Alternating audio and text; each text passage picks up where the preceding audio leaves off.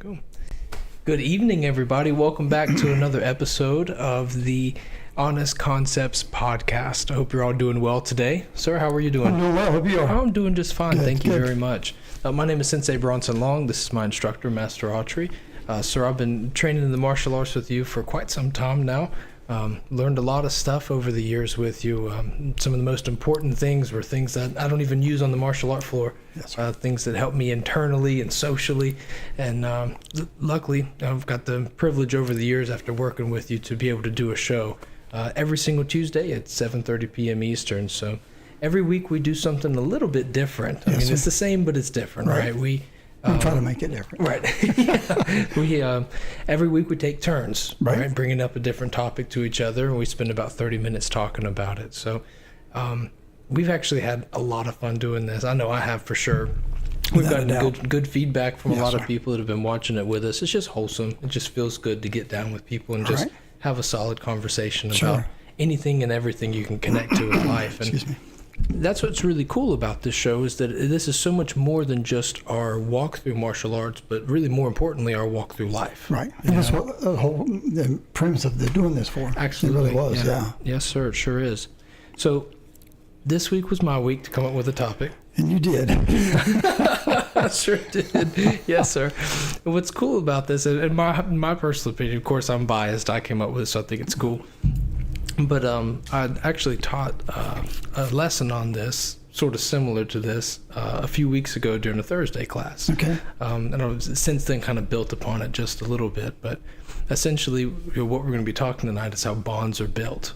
You know, I feel like there's steps to this. Right. Right. There's you have connection, you have relationships, and you have bonds. Okay. Right. So you've always taught me as an instructor or just as a student, an assistant instructor, however, that when you want people to come onto the floor and to have a good time and to, enjoy the martial arts, it really is a nerve-wracking thing when you first come into a school. Right. Especially if you don't have any experience, you don't know what to expect. Exactly. When I first walked in your martial arts school, I didn't know what to see. I didn't know if people were going to be in there, headbutting each other and blood everywhere. I walked in, it was one of the cleanest places I've ever seen in my life. There's not a speck of dust anywhere. And I was shocked by that, and people really don't know what to expect Right. when they walk in. And you've always taught me that one of the best things you can do with someone who's brand new or just coming in is to build a connection with somebody, right? Have a connection with somebody.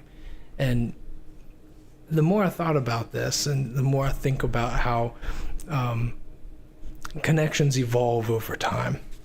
For instance, when I first started in your school, I didn't say a word to you. I was scared to look at you. At most I'd bow to you and move on with my day. But I feel like the real connection really truly began when I got grounded, right? And I couldn't come to martial arts Right. class I for remember that a week or 2 weeks or something like that. I can't remember. I think it was 2 weeks. And when I came back in, you put your hand on my shoulder. You said, "We missed having you here," and you walked off. And I felt like, boom, that was like a connection there. Like, wow, okay, he actually was thinking about me when I wasn't here, and it made me want to come to class more, And so over the years, that connection, which was very formal, right, which was very yes, sir, no, sir, anything like that, stayed that way until I became an assistant instructor. Then you started to talk to me a little bit more, and I felt like I could listen to you and get advice from you for more than just martial arts, but Right. for life, and kind of created a relationship there. Now years and years and years have passed by, and here we are doing the show together, and I feel like I've created a bond with you. Absolutely. Right? It's Oh, more, absolutely. it's deeper than a relationship, And I think that this transcends so far into everything we do in life that I even made a connection to it with martial arts. That I first had a connection with martial arts. I don't even know when. I don't know if I watched maybe the 1980s Karate Kid movie. I don't know what happened. But since birth, I've always been like, wow, I just really think that martial arts stuff is super cool. And then I got a relationship with the martial arts when I began to train in your school.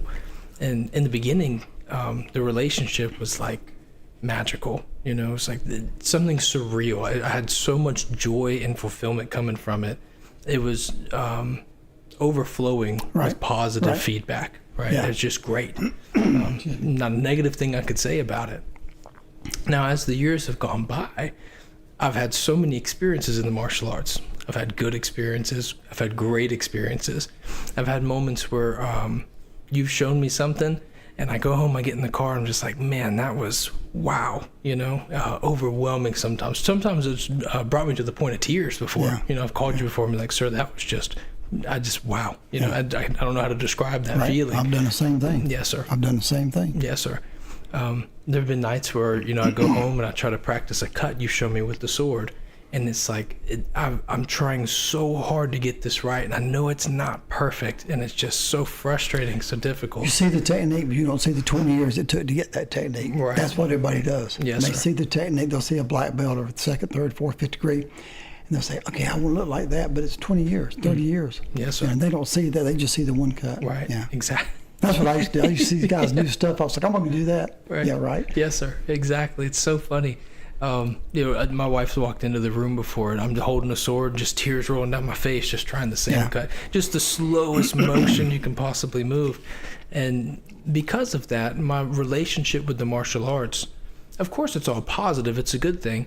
But there have been challenges for me. There have been failures for me. There have been times where I've messed up in the martial arts, succeeded and failed.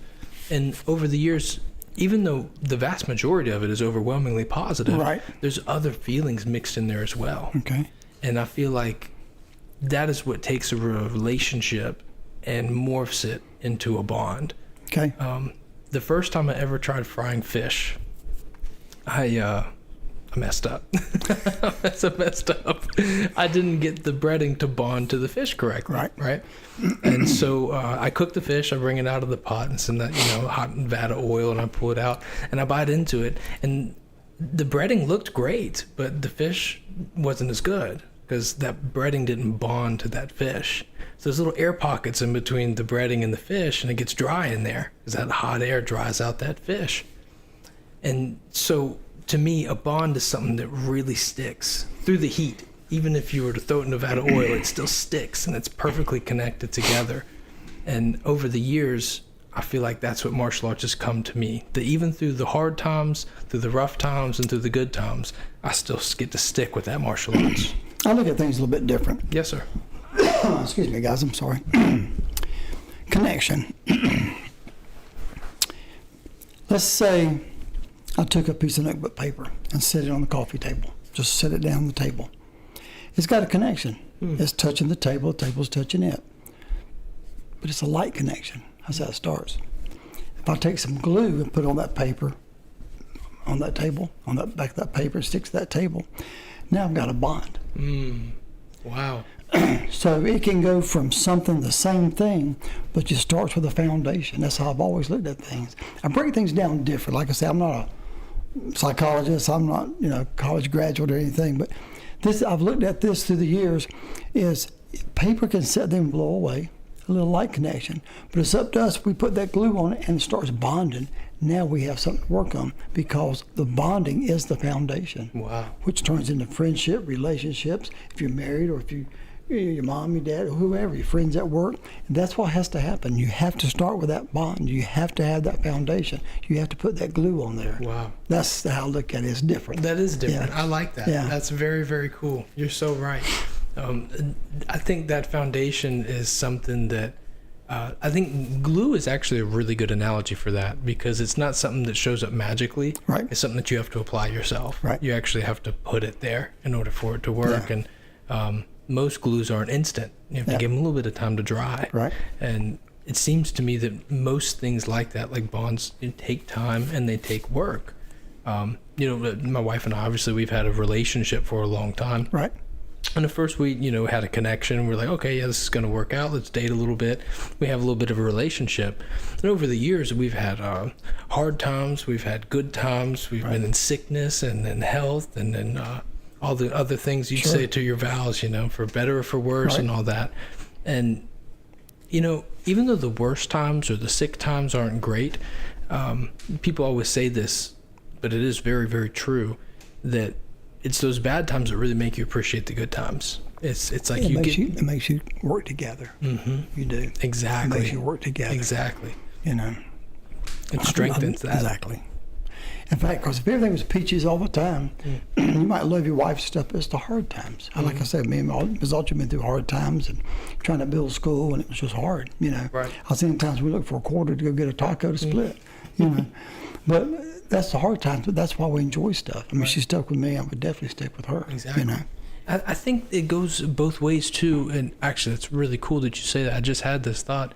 It goes both ways too, that you know, my wife, she stuck around during times where there wasn't much to give, Right. And so I know that she'll stick around regardless. And that's kind of like that bond, right? That's that glue that sticks that stuff together. Is that That piece of paper ain't going it anywhere. ain't going nowhere. If you can make it through those hard times, That's right. man, the rainbows are going to be great. Exactly. The good times are going to be really, really great. And it's very cool that you bring it up like that. Is that you can see that, you know, when people get around you or Mrs. Autry, you can see that, like, wow, these guys they're not even separate people. You know, it's like they're one unit together. Right. That's how bonded you guys are. Exactly. Yeah. And I think over time, and of course the experiences and the things you guys have shared together, I'm sure strengthen that. But it just goes to show that over time, that relationship just gets stronger and stronger and stronger. And I feel like really in a lot of ways, that works for everything you do. It can be a habit. It can be any skill you want to pick up on. For me, I really feel like it was the martial arts in my life. Sure. You know, people used to come to my school all the time, even before you started taking lessons, probably back in the mid-'80s. They would come in and, you know, sometimes you can just look at somebody and say, you know, they're not going to be here a while because they're not committed, because they got 20,000 things going on, or they're complaining about the wife or the girlfriend. You know, if you can't have a girlfriend or a wife have a boyfriend or a husband, if you can't have a little bit of a bond to start with, it's going to be hard for you to bond to anything else. It really is, because you're not used to being there. And, and I used to watch that. When I was young, I didn't know how to deal with it. You know, as I got a little older, hopefully I learned a little bit. But I used to watch that all the time. Wow. You know, I see marriages come in and the kids are always upset. You can almost, when kids come to your school, you can almost tell if they got good parents, if they love each other and bonded, just by the way they act. Wow. You really can, because they've been taught to care and love for people and do the right thing. People come in there with an attitude, or, you know, it's different. Yeah. But you'll be able to tell that, you know. That's very I mean, interesting. you notice that or not? Sure. I guess I've just never quite thought about it that way, because in some ways, maybe this isn't the best terminology for it, but the children in a lot of ways reflect what's going on in the home life. Oh, You absolutely. know, it's like a little mirror. Absolutely. You know what I mean? Absolutely. And it might sound crazy to say, but really, it is those two people, the mother and the father, in one person. That's you know it. what I mean? So they really do reflect what's going on at home. But I've never really taken time to really consider that. I suppose maybe you look at it, and it's human nature to maybe make some type of assumptions about some things. But I've never really taken a moment to really consider that. You Right. know. Because that has a huge effect on the student, Yeah. and the way that they're going to receive information, the way they're going to apply this information outside in the real world. 'Cause I know I did when I first learned how to do certain joint locks, you know, Z locks and figure fours and stuff. I was going to school. I was locking down everybody I knew. I was practicing Ms. Autry. I was like, Her little bitty hands. locked down everything I could lock down. I would do it to myself in class. Still do it a lot. You know, just sit there and just move your hands around, just work on it and stuff. And you know, it really does reflect when you go in there who you are as a person. It shows on the floor, and then it comes home with you. You know, even kids, they can actually have a connection. They can have a bond with you. I had a young man. He ended up being a preacher. Just a cool kid. But anyway, he would come in martial arts, and he was like you. He just, all he wanted to do is martial arts, morning, noon, and night. Just a great, great kid. I mean, like I say, he turned out to be a preacher. I think I mentioned him one time before on here. But the thing is, he bonded with everybody in the school. And we've had a couple assistant instructors, you know who I'm talking about, a guy and a girl. Right. You know, they bonded with everybody. Right. I mean, they just had a bond because they cared. They enjoyed it. They had a good home life. They had pretty much everything, I guess, figured out, you know. But what happens is they had care. They cared for people. Right. And we've seen that in our school. And then you got one or two that stands off in the corner. They're there only for themselves. Sure. You know, people say, we take martial arts for yourself. yes and no. You do it for yourself, but if you can't share that, then you're doing it, you're selfish. Wow. You know, Wow. that's how I look at it. That's a very good You know, point. but those people I'm talking about, people just gathered around them. Right. You know, just great personalities. Right. Yeah, and really, truly, that, Yeah. that positivity had like a gravitational pull Right. to it. But I think you're right in saying that they had certain things figured out outside of the school, because we all carry that with us. Mm-hmm. You know what I mean? You have a bad day, or I've even had mornings where I wake up and I just had a weird dream. It's just a weird dream, and it takes about a half hour to just like get out of that and wake up. Right. You know what I mean? Yeah. And that's just a small thing. Anything can happen, whether it's a big bill you missed, or you got in a car accident, or just Yeah. any old thing. You carry that stuff with you. Sure you do. You know, you walk into the school, and that affects you. Yeah. And I think that as an instructor, that can be difficult sometimes. I had this lady one time, she brought this little kid in. I've never seen him before. She came in for a little bit of a private lesson. They joined up. This was years ago. We were all laughing, cutting up. I look back there, and he just sat there crying. Just crying. Wow. He wasn't scared. I could tell he wasn't scared, but he was just crying. So instead of going to him, I went to the mom. I said, "Is he okay?" She said, "We cries all the time." She said, "His home life's not good." She said, "I'm hoping this will help it."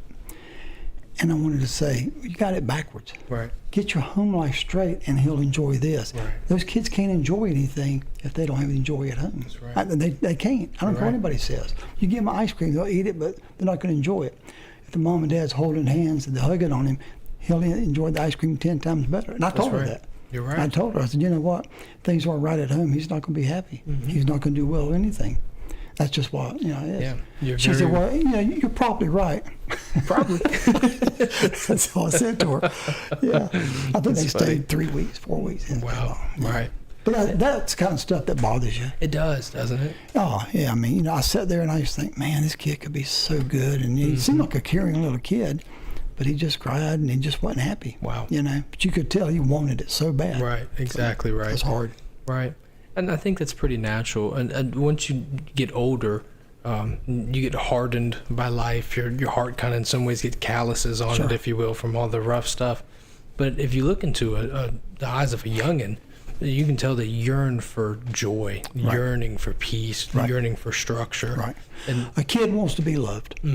Bottom line. well said. Bottom line. I don't care what anybody says, the smartest people in the world, but a kid, he wants to be loved. Wow. Because they're loving kids. Now, if they come up in a household that's really rough, then they probably don't. Right. But the average kid wants to be loved and accepted Right. and have fun. Right. And that's why you call them kids. You're right. You're I so have fun right. when I was a kid, Right. No, you're so right. And it's, I know from being, when I was younger, I would look forward to going to class because some of the best parts of my week, if not probably the best part of my Right. week, was going to martial arts class. And most of the time when I left class, it was like, wow, I'd walk out the door and it's like so much better. Everything just feels better. Yeah. But there'd be times, there's years and years of time for this to have happened. So it happened a handful of times where I pull up to the dojo and it's like, wow, today was really bad, and I'm just ready to get away from that. Get out on the floor, and about 15 minutes 15 in, minutes, it's like, magic ooh, number. here we go. We're doing good. We bow out. Everything feels great. People are saying, have a good night. Good job today, sir, et cetera, et cetera. And they meant it. And they really meant it. Yeah, so they really did. And it felt great. And I walk out the door and it's like, oh no, I forgot. I was in an argument with so-and-so. I got to go home to that. Back to reality. Right, That's all it back is. to reality. Yeah. And it's, the school for me in a lot of ways was like a charger. It would charge my battery or Right. fill my cup with water, whatever you Right. want to call it. But I think you are 100% correct that if I had a more balanced life outside of the martial arts school, the school wouldn't have needed to fill me up as much as what it did. Because every time I left, it was like there was holes in my cup. I just kept getting drained by everything. Yeah. And a lot of that was my fault. Because reality was hitting you. It was hell, yeah, absolutely. doing. Right, yeah. And what's crazy about it is, going back to kind of the kid thing, I was 15, 16 when I started. And you feel like you're a grown-up when you're there. Exactly. But and now I'm 28, and I'm like, okay, yeah. There's kind of a child. But when you walk out of there, the yearning for what you had just seen as possible is what hurt.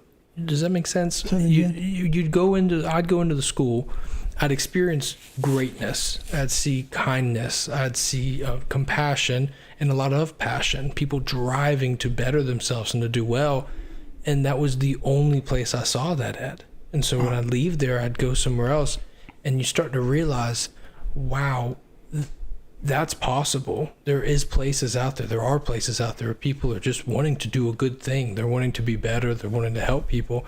I've never seen anything like that before. You know, growing up, I'll talk about my dad a lot, but growing up, we were a hugging family. You know, some people aren't, that's fine. But we were a hugging family. I'd go to the mailbox, say, son, come here, give me a hug. Daddy, I'm just going to the mailbox. Give me a hug. Wow. You know, but that's just what it was. You know, we grew up in a very loving family, and our whole family we had aunts and uncles in Columbia, South Carolina. We'd get together, we would hug and laugh and just have a good time. And I don't ever remember any bad words or bad feelings or yelling at each other. I just don't remember that, you know. I just grew up in like a Andy Griffin, that's what I call it, you know. But, and then that's how I guess for me, that's how I wanted my school to be. Right. You know, I've been in martial arts schools and seminars. These guys yell and cuss and get over here and try to embarrass you in front of people. They've yelled at me and embarrassed me when I was a young kid. I'm thinking, well, when I have my school, I'm not going to do this. I'm going to do the exactly opposite. And I did, you know. Right. I think that's one of my favorite parts about your martial arts story, which is an incredible story. I still think you should write a book about it. But, you know, when I was going through my youth and I was coming into your school and getting that taste of what really goodness was like. Right. You told a story about one of your instructors who wasn't always necessarily doing the right thing, right? As your Aikido instructor. Yeah. And, you know, you're sitting on a staircase one day and this guy comes by. I think his name's Cigar Joe. I think is what you call him. I can't remember. Yeah. That YMCA. Yeah. He come by and said, you know, why do you wait on that guy every day to come He said, by? why you wait on the SOB? Yes. Yeah. So why you wait on that guy every day? And you said, well, because if he shows up, I know I'll learn something. That's right. And seeing that was so cool to me hearing that story, because when you're coming from places that aren't so wholesome, right, and you go into a place that is wholesome, this is actually kind of deep. You see something so good, and I often mistook judgment for what I was actually seeing myself from as desire. Okay. What I mean by that is that you go into a place where things are good and you're not good, and you're thinking, wow, you know, these guys think they're so good, they're looking down on you. You know, they're looking down on me because I didn't get what you guys got. I don't have it as good as you guys got it. When in all reality, I don't know if they're even looking down on you. You're just looking up, and that's you're what going, it is. you know, wow, I'm down here, and I really would like to have what they have. I just don't know how. Right.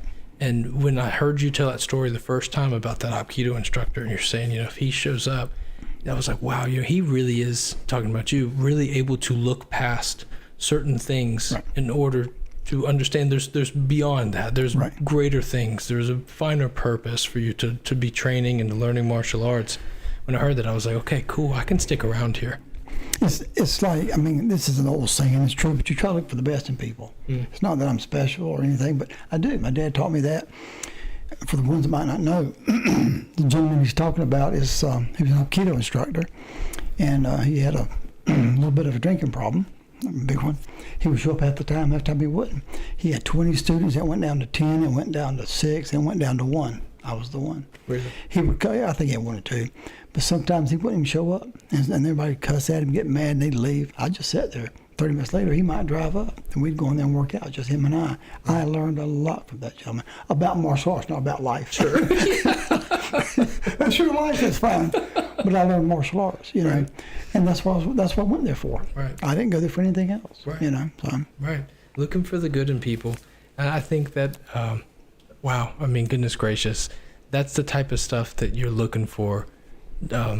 For anyone out there, if you're not in the North Carolina area, you're looking for a martial arts school or something. I mean, this is, to me, the most important character traits. You know, looking for a place that cares about you, is looking for the good in you, and encourages you to look for the good in yourself. That's where your school is right now. Yes, sir. I really do try. Absolutely. Yes, sir. Absolutely. I've seen the people in your school. It's the same way. Yes, sir.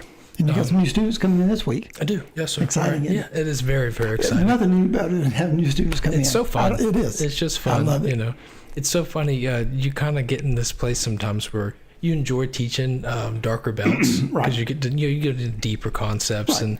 and explore fun topics and kind of maybe even niche subjects of the martial arts. They can really appreciate it. And you think to yourself like, wow, I really like this. I like Right. doing this advanced stuff. This is fun to teach. And then a new person comes in here and you just get to show them, you know, something that you would learn on day one. Right. And they're just like, wow, you know, and you're like, hey, this person appreciates this. I like that. I like to Exactly. see that Shoulders appreciation. get back there, Right. walk on the floor. I know something. I learned I'm something. sure I'll tell today. you about. Right. I got my belt tied. That's so funny.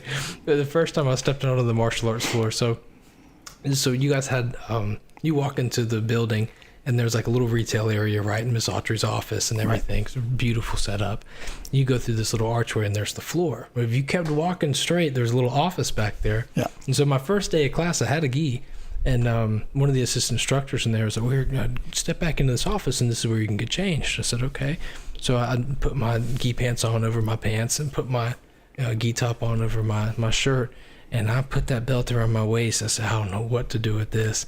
I tied it the way you would a tennis shoe. I had bunny ears in it, and I double knotted it. It's so big, and I came out on the floor. I was looking at other people's belts. Like, man, they don't have bunny ears in there. So I don't know. I'm special.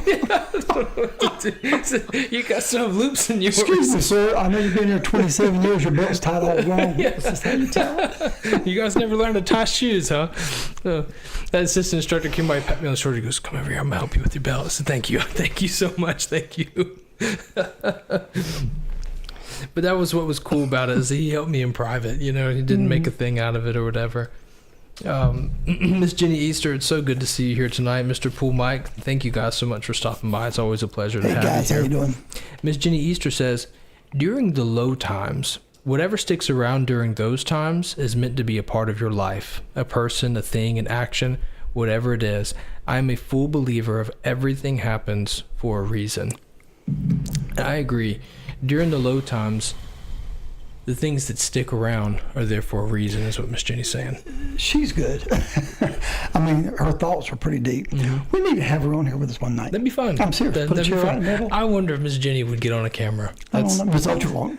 One of these days we're going to flip that around. But maybe we need to do that. That'd be fun, wouldn't it? Yeah, That'd be every really now and then fun. just have somebody in here with us. Sure. Yeah, that'd be a lot of fun. It'd be kind of cool. Yeah, and do a little interview. Yeah. That'd be fun. It Yeah, would be. That'd be cool. But no, she's very methodical in her questions and her thought process. Yes, Very sir. methodical. And our martial arts the same way, I'm sure. Yeah, absolutely. Yes. You know, there are some people who, you've seen all sorts of different types of students out there. There are some that pick up on techniques as soon as you show it to them. You remember that one little boy, I think he had the red hair, and you just show him anything, he'd just do it, you know, Yeah. pretty cool. And there are others like myself who struggle with it and you have to think about it really hard. But there are some other students that analyze them, you know, above and beyond, continue to analyze them, asking the question of why and how and whatnot. And Miss Jenny's one of those students. I've seen her with another student. They get together and they work together, and I just leave them alone. They just sit over there and they talk with each other about, I wonder why we do this, and how do you do this, and does it work better if we move this way or that way? And that's just a joy to see. Watching people learn is what it's all about for Yes, me sir. on that floor. Yes. Sometimes I'll see everybody starting to learn. I won't stop and change anything. I'll just let it go. I love watching people learn. Oh, yes, sir. I mean, it's just, people don't understand Yes, sir. what it's like to do that. It's I don't even know how to describe I it. don't either. I don't Really, either, still? That's wild. You know, That's wild. Yeah, I can't describe it either. I mean, most of the time when it happens, I think to myself, I could watch this all night. And I don't know what else to say about it. it's almost like watching your baby take the first steps. Almost. Yes, sir. You know what I mean? Sure. It's just like, look at that. Right. 2 weeks ago, they couldn't do that. Right. Look at Miss Jenny. She couldn't do this 3 weeks ago. Now she's doing it really nice. Right, You know what I'm exactly. saying? Yeah. Yeah. There's something really cool to that. That's very, very fun. All right. So fun.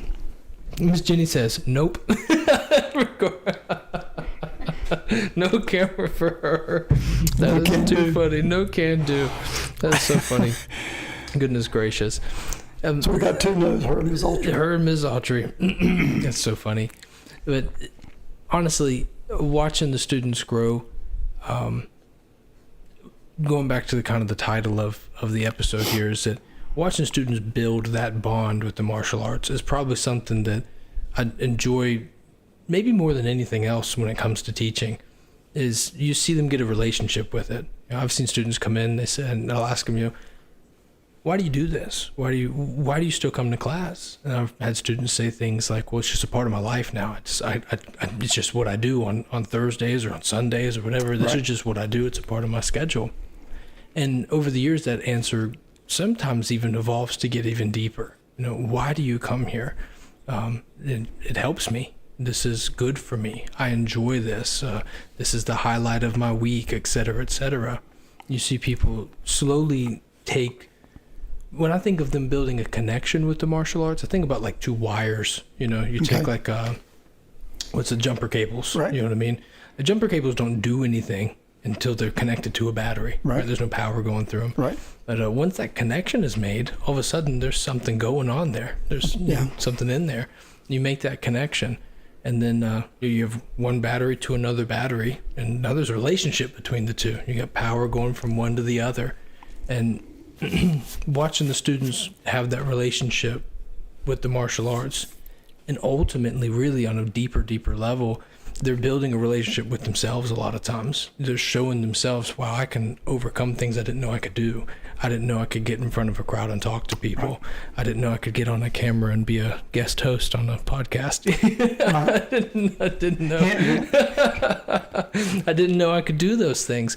But martial arts will bring that out of you a lot of times. Yeah. And when it does, I feel like it's just deeper than a relationship at that point. It's a bond. It's something you can rely on to do something. And you carry that with you to your job. Absolutely. You carry it to you to church. You carry it to you with a restaurant, whatever.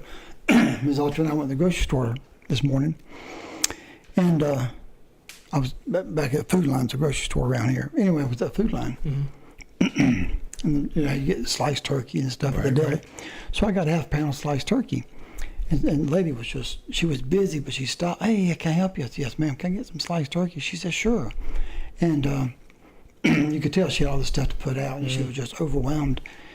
And I said, can I ask you a quick question? She said, well, sure, honey.